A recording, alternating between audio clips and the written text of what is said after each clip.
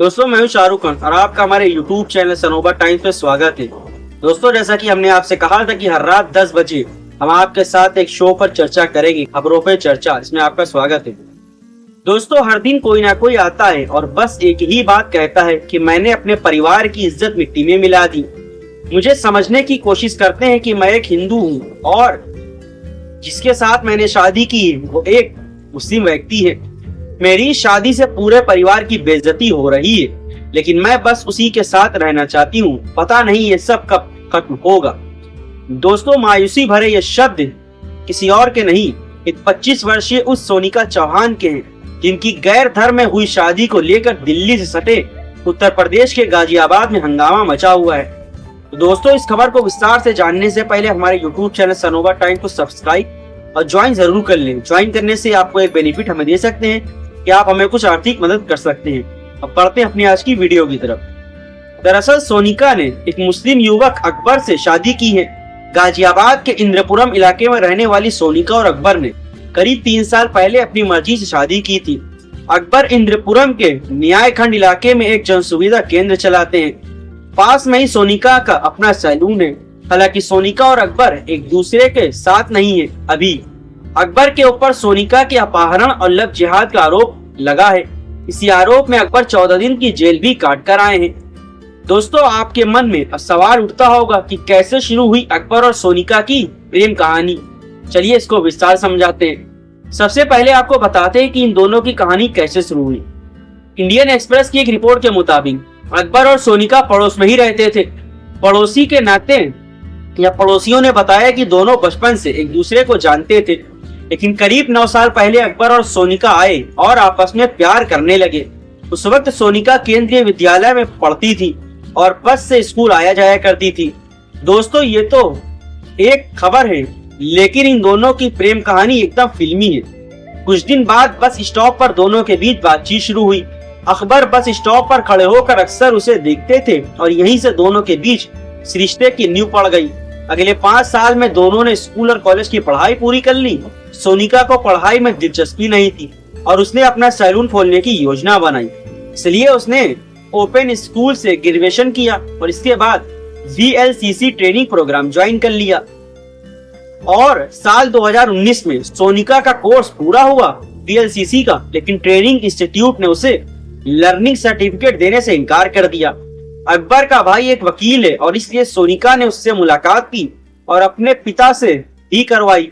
सोनिका के अलावा कई और लड़कियां भी थी जिन्हें सर्टिफिकेट नहीं दिया उस VLCC सेंटर ने। अकबर के भाई ने 140 लड़कियों की तरफ से शिकायत दर्ज कराई और आखिरकार सोनिका सहित इन सभी लड़कियों को सर्टिफिकेट मिल गया। इस घटना के बाद सोनिका के घर में अकबर का आना जाना शुरू हो गया। वक्त बीता और थोड़ी बहुत मुश्किलों के बाद साल 2022 में सोनिका ने अपना सैलून खोल लिया। अकबर बताते हैं कि इस मोड़ पर उन्होंने उसकी काफी मदद की। शायद उसका कोई दोस्त भी ऐसा नहीं कर सकता।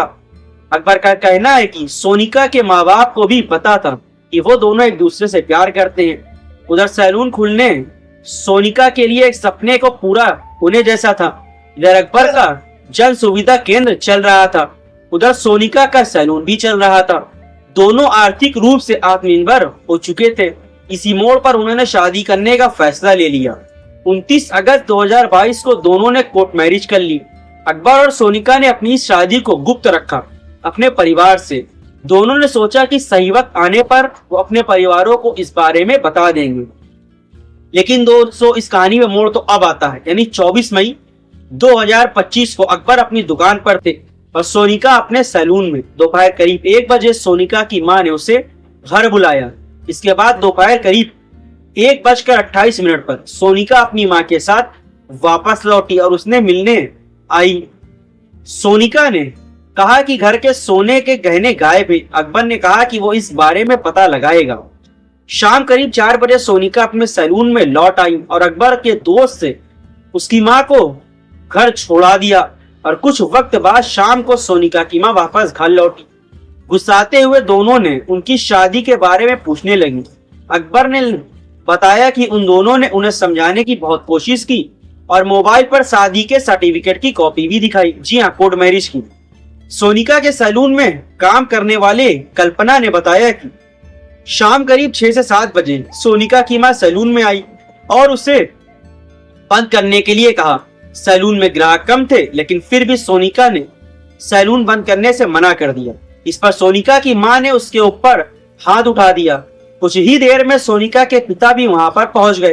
अकबर ने बताया कि जब सोनिका के पिता ने उससे शादी की, यानी उन दोनों की शादी के बारे में पूछा, तो उसने सच बताने के लिए कहा। थोड़ी देर बाद अकबर और सोनिका गाड़ी से इलाहाबाद के लिए रवाना हो गए। दोनों ने कार में एक वीडियो शूट किया। वीडियो में उन्होंने कहा कि दोनों शादीशुदा हैं और बालिग हैं। साथ ही उन्होंने अपने परिवार से अनुरोध किया कि उन्हें नुकसान न पहुंचाया जाए।